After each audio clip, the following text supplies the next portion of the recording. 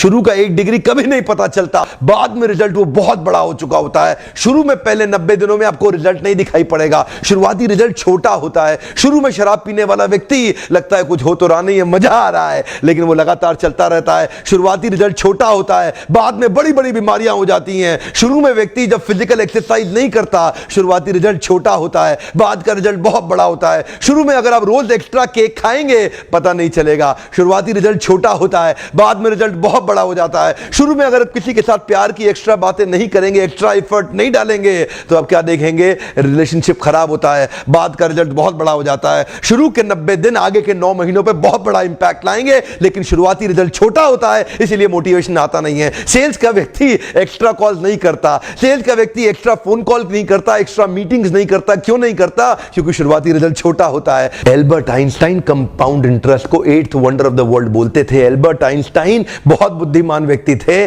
Compound interest को 8th wonder of the world बोलते थे। मैं आपको एक उदाहरण देता हूं। चलिए मैं अभी आपको 2 ऑप्शंस देता हूं, और पहला ऑप्शन है मैं आपको 1 रुपया देता हूं जिसकी वैल्यू डबल हो जाएगी हर रोज अगले 1 महीने के लिए, और दूसरा ऑप्शन है मैं आपको 10 लाख रुपए देता हूं। चलिए छोड़िए 1 करोड़ रुपया देता हूं, अच्छा चलिए अब और बढ़ा देता हूं, 10 करोड़ रुपए दे देता हूं, जो मैं अभी आपको तुरंत के तुरंत दूंगा।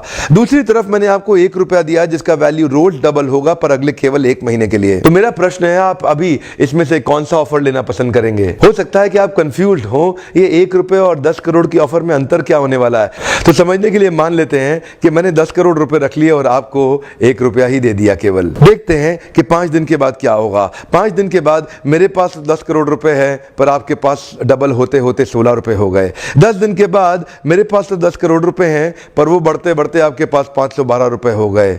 20 दिन के बाद मेरे पास अभी भी 10 करोड़ रुपए हैं पर आपके पास बढ़ते हुए 5,24,000 रुपए हो गए। लेकिन ध्यान दीजिएगा, 31वें दिन मेरे पास केवल 10 ही करोड़ हैं पर अब देखिए आपके पास 107 करोड़ हो गए।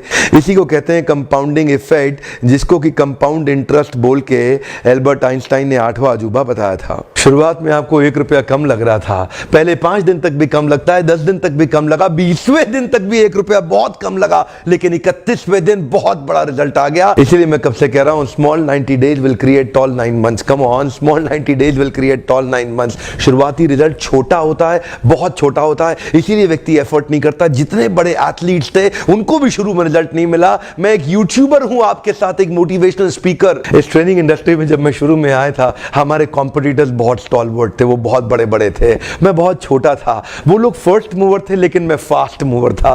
वो लोग फर्स्ट मूवर थे, मैं एक बहुत फास्ट मूवर था, और मैं बहुत तेज चला।